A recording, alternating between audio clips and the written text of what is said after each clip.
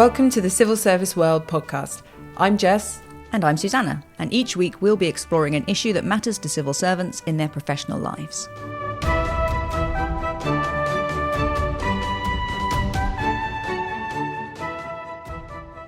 This week we're talking about trust in official statistics. So we sent Suzannah off to the first annual conference of the Office for Statistics Regulation. Tell us about your day, Suze. It was a very interesting day, Jess. The Office for Statistics Regulation is the body that is in charge of both building public confidence in official statistics, but also watching out for when a politician or a department or someone in a prominent public role misuses statistics. So they're the ones who write to politicians when they put a wrong figure on the side of their campaign bus, or to departments when they have a statistical release which is a bit misleading. At the end of the day, I sat down with Ed Humpherson, who's their Director General for Regulation, and with Deborah Ashby, who is a prominent medical statistician and president of the Royal Statistical Society, and with Baroness Onora O'Neill, and she is a philosopher, but she was there at the conference specifically because she's done a lot of work on trust and trustworthiness. Right, great. Some of our listeners might have heard of Ed because he is the man who writes to their perm secs when they get things wrong. So I began by asking Ed about that particular part of his role and whether it makes him a pariah at perm sec parties. I dream of being invited to such lofty events as those. No, it really does not make me persona non grata. I mean, obviously, when we make an intervention about the use of statistics or the production of statistics, there can be, a direct conversation that we have with them, and they don't always agree. But what's entirely clear from all of my engagements with any permanent secretary is that they understand that we are part of the system which helps the civil service meet the highest standards of impartiality that it aspires to. So tell us a little more about OSR's role in that system. Who are you and what do you do? So we exist to ensure that statistics produced by government serve the public good. And we do that by setting the standards that they must meet through a code of practice for statistics. It's got three key pillars of trustworthiness, quality and value. And then we go out and we ensure that government departments comply with that. And just to give a sense of the extent of our work, we cover all four nations of the UK. So it's not just the UK government or the Westminster Whitehall setup. It's also Scotland, Wales and Northern Ireland. In fact, it's about 200 separate government bodies that are obliged to follow our code of practice. And we work with all of them. So I know we've mentioned the letters that OSR writes. You have other ways of intervening through assessments of statistics, and you make recommendations to departments on how they can improve their statistics.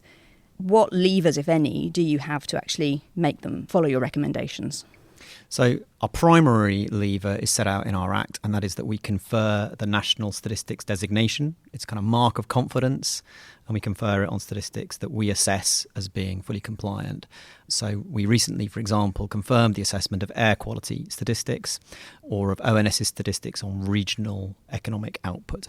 So that's what we do, and it's kind of a truism that people really value getting that designation, but they even more would hate to lose it. The threat of losing it is a very significant lever. So that's the primary lever. But on top of that, we think there's a really powerful lever, which is our voice, the capacity to speak out when we have concerns. And at the conference we've just had, we heard a couple of examples of civil servants saying the leverage that a letter from me or from our chair, Sir David Norgrove, has within the department. And the third lever is kind of a normative one in a sense. It's one about the values and the beliefs. And we really promote the good of statistics. We want departments to recognise that one of their core functions is to provide transparently to the public an account of what's going on in society, and want them to kind of believe that's a worthwhile thing to do, and that to infringe that would be something that they wouldn't want to do. It's kind of getting people to recognise that in providing good statistics, they are doing fantastic work for democracy. And the letters that we've spoken about are often around where someone has used statistics in a misleading way, or a way that you deem to be misleading. That's not necessarily as clear-cut as the designation of an official statistics kite mark. So can you tell us a bit more about your thinking around what is misleading? So one of the most clear ways you can see misleading is actually is what we call a naked number. It's a number which goes out with no explanation, no source, no context. It's just used, it's like tossed away. That really, I think, treats the people who receive that information with not very much respect, because it just expects them to kind of just take a number and take it at face value. It's not, to use some of the things we've heard about from Onora O'Neill's work, it's not accessible, it's not accessible.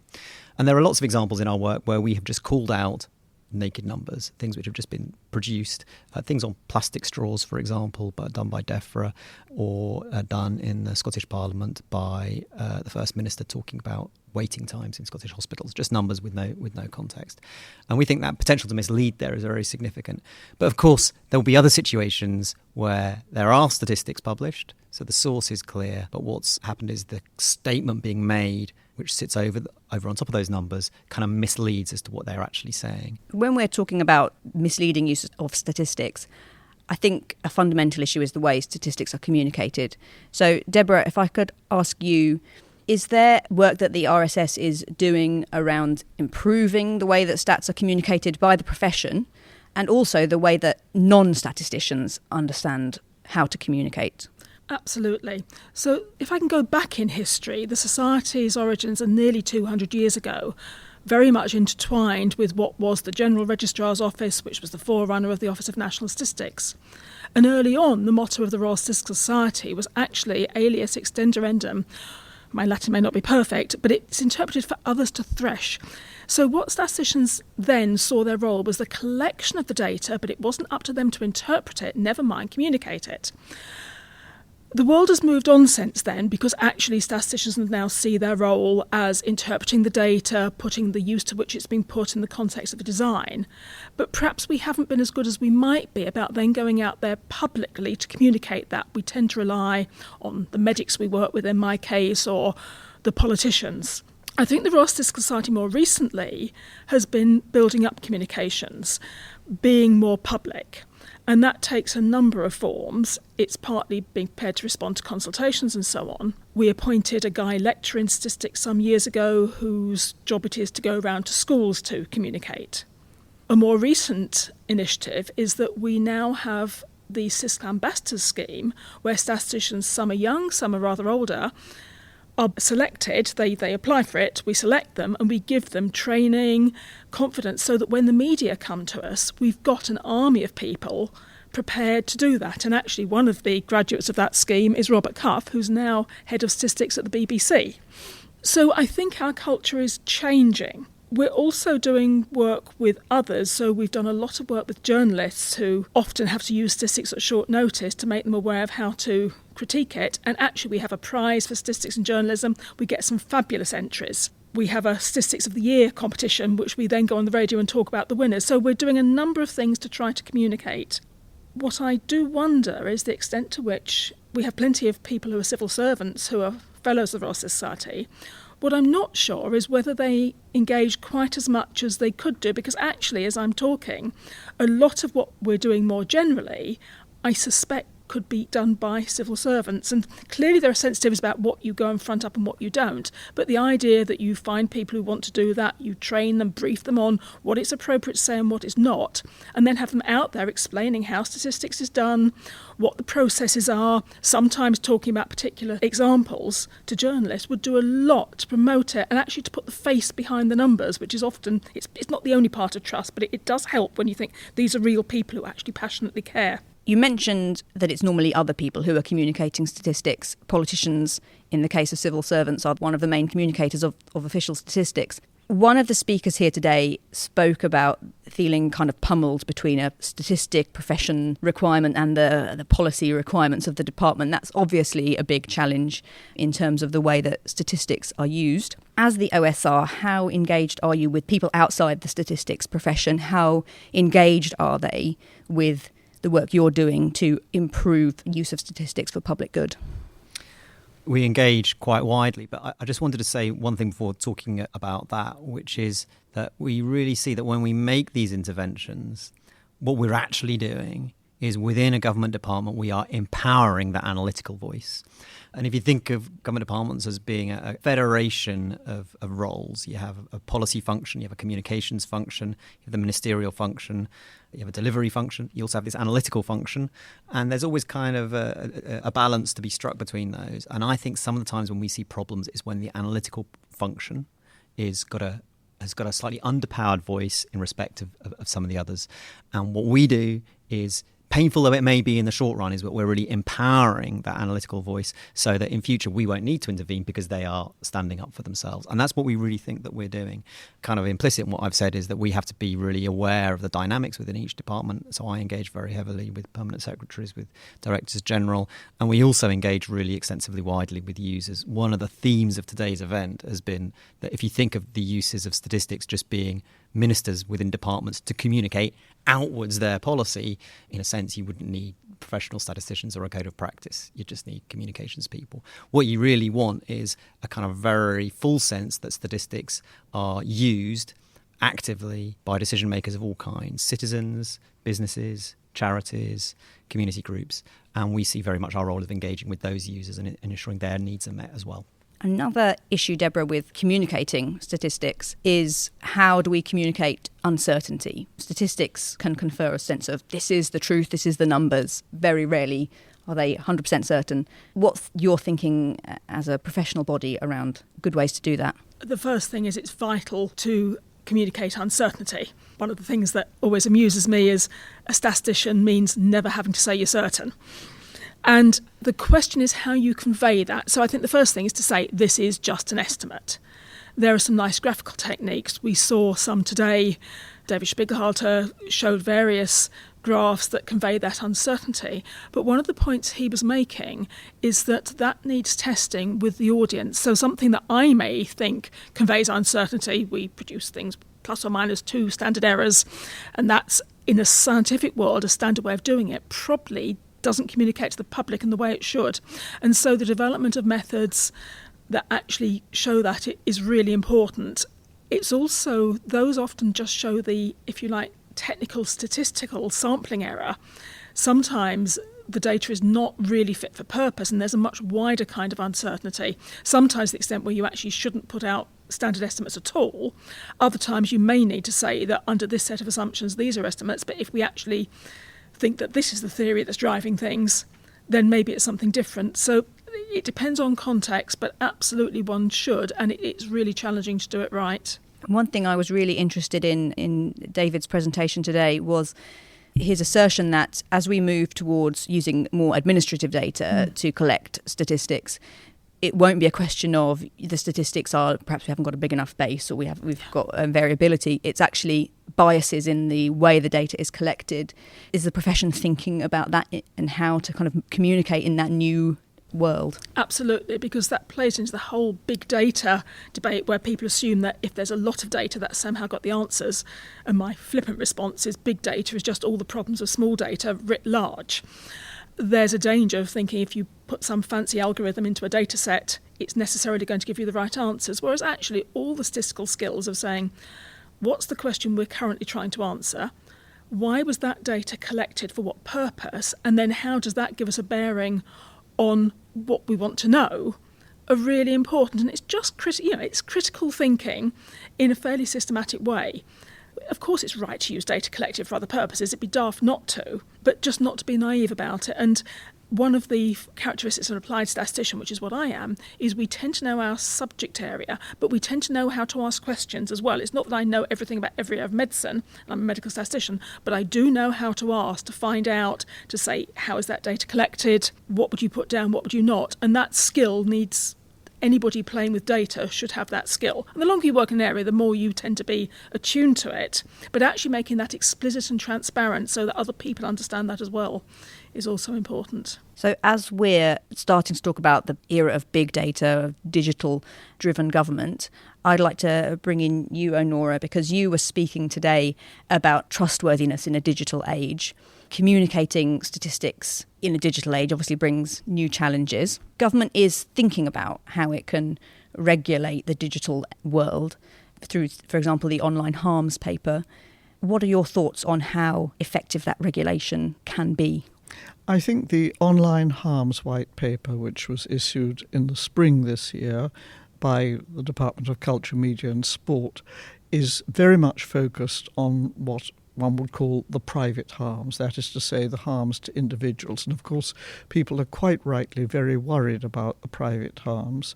We can think of anything from cyberbullying to extreme porn to good old fraud. Any of those raises questions and individuals get harmed by it. That's why we think of it as private harms. I'm personally much more interested in the public harms that may be done by the use of digital technologies to collect and process data.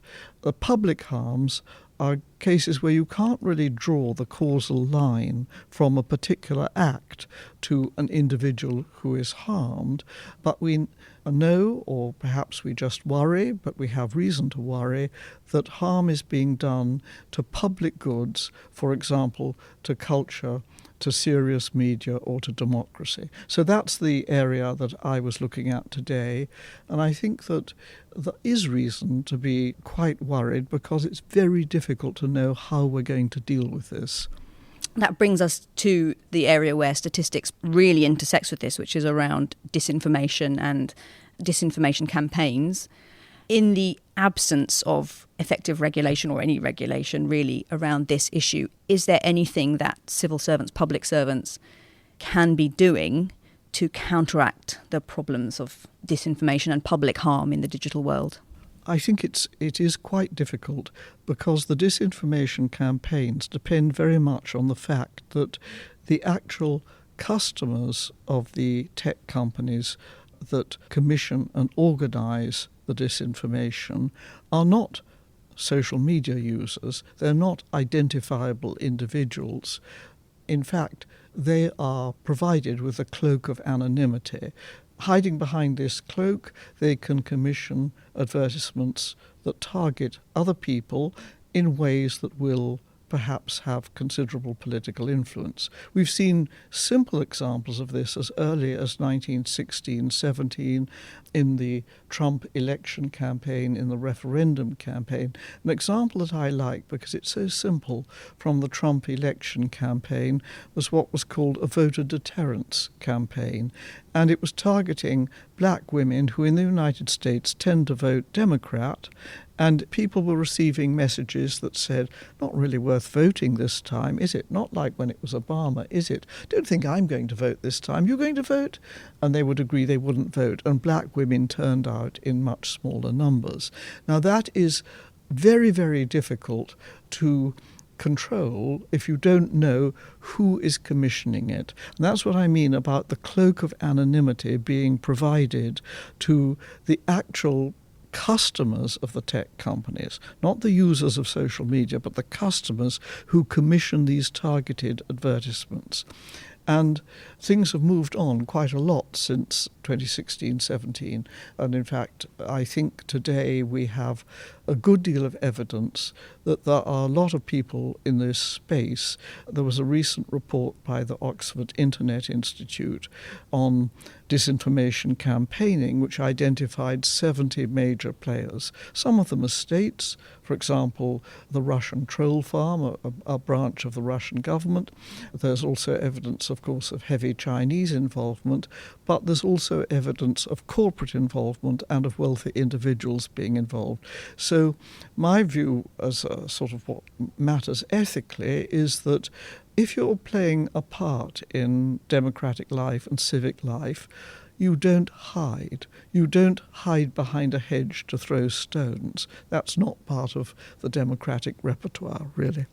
And so what would be a remedy would be to require the major players in this area, the customers of the tech companies, to be transparent about the money they have spent. Will it be feasible to achieve this? Answer is, I don't know on that. I do not think it can be done by requiring them to accept the disciplines of publishers in the print world, because print publishing is a different ballgame. And so for our listeners, the producers and users of statistics in government and the people who communicate statistics from government, I suppose there's an importance to lead by example, to be transparent in their own use of statistics, in their own communication and messaging, or perhaps a better phrase would be, to your phrase, intelligible openness rather than simply transparent. Absolutely. That is the standard we should wish for and seek to achieve. But whether we can achieve it for ensure that others achieve it, which is after all what regulation would require, is, as far as I can see, still an open question. It is certainly the case that the digital companies do not wish to reveal who bought what from them, to target whom with which messages. And that's what I think ideally we would wish to be in the public domain. Just to go to this issue about what can people in government who produce and use statistics do, I'd like to use an analogy from economic history, which is the analogy which has become known as Gresham's law. And it's a law about what happens when scurrilous people debase a currency. They take a coin and they kind of mix in some dodgy alloy with it and they lower its value. So what economists have noticed is that what that tends to do is that the bad coins drive out the good, because people no longer know what to trust. They kind of lose their sense of being able to discern and distinguish. What's the solution to that? Well, one solution is to have, lots of kind of, police enforcers who go around kind of trying to close down debasing activities, backstreet counterfeiters. But actually a much better remedy is to equip people to be able to tell, so that they can tell more quickly themselves and by the people who use the money, that whether a coin is dodgy or good. And if you equip people like that, what actually happens is it flips on its head, and the good money, the money that people can trust and have confidence in because they can tell, drives out the bad. And there's no point in counterfeiting because people spot the counterfeit more quickly.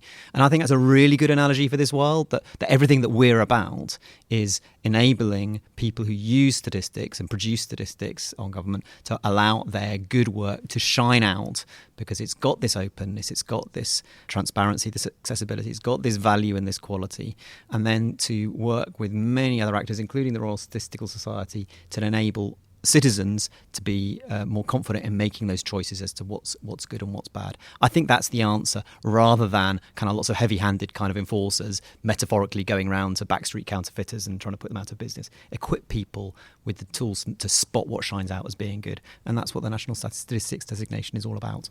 Thank you very much, all of you, for your time. Well, we're back at CSW Towers now.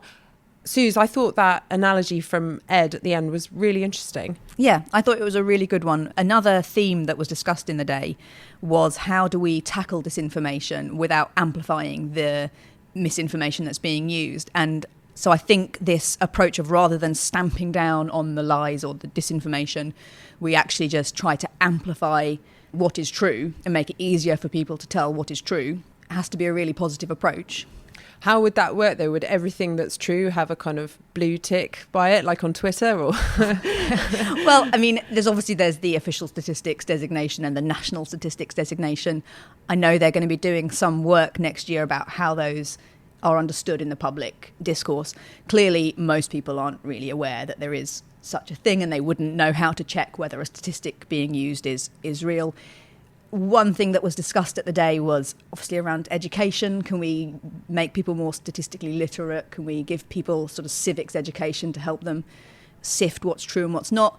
As you probably heard from what Baroness O'Neill was saying, there's a lot of challenges in how we would go about making these changes when the digital world is already so far ahead and so difficult to regulate. But it seems to me the best way to do it. So even if it's hard now to work out how, I'm sure that we have in the civil service and in our public life some great minds who can think about the right ways to do that. And the conference overall was really encouraging, actually, in that it was an interesting showcase of the work that OSR does and of the passion and dedication of people working in statistics, not just there, but all across government. Other bodies were there, like the Advertising Standards Agency. Lots of people really committed to not only using statistics well for the public good, but building confidence and trust in what is being said by people in public life. And we've seen an example from the last few weeks of the government adverts for universal credit being banned after the Advertising Standards Agency got in touch. Yeah, and they mentioned that at the conference, and the feeling was actually it's a bit of an own goal. Like, it's really important that government is really leading by example and being crystal clear about the stats it's using being correctly used. So that's the job that OSR has, is trying to get that culture of using statistics correctly right the way across government.